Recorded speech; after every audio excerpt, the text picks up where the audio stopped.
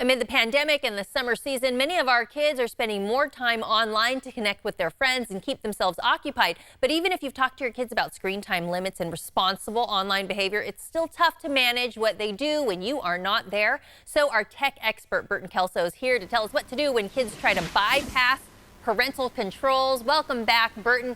Our kids, I was telling you, might act innocent, but they're really getting creative, and they can get sneaky if they want to find ways to beat the system. And by that, I really mean beating mom and dad. So just what are they up to?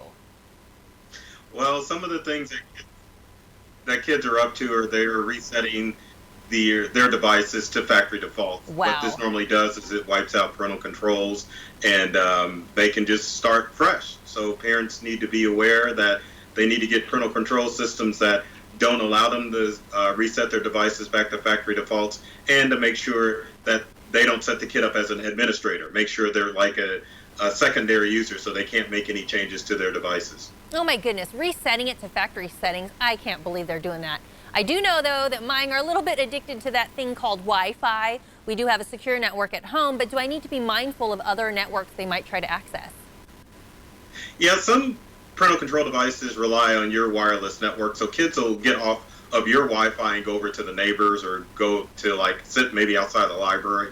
So it's important to use parental control systems that work anywhere. So it doesn't matter whose wireless network they're on, it'll always block them from the sites and the games you don't want them to play. And then there's this thing called a virtual private network, also known as a VPN. Should we use those, or will they try to use those to access the internet? Well, if you're working from home to keep your devices secure from hackers, yes, you should use a VPN. But your kids, they have no business doing it, because the only reason they're using a VPN is so that they can circumvent those parental controls. A VPN will block your current network and allow kids to get access to the things that you don't want them to have access to.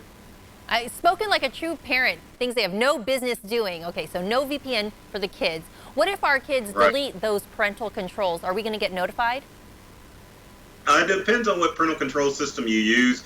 It's important to set them up as not an administrator, but a secondary user. But if you are going to use parental control software, make sure that it does notify you if they try to remove it off of their devices. All right, so make sure you keep that control. And I know we've talked about family accounts before. You do think that that's a good idea? Oh, definitely, because a family account's going to let you know any changes that the child's going to make to their device. So it doesn't matter if it's a computer or a gaming console. The family controls will notify you of any changes that are being made. I'm glad that there are those parental controls and those apps that help us somewhat stay on top of everything. Where can parents go for more tips? Oh, that's a good question. You can Google for more tips, but you can check out my website, burtonkelso.com. I've got tons of tips and tricks to help parents get a hold of all of that tech nonsense that they have to deal with. And what's your website again, Burton? It's burtonkelso.com. All right, easy enough. Always great to have you on, giving us those tech tips and insight. And this time we're talking about keeping the kids safe, but also keeping that control of what they're doing online. Appreciate you joining us.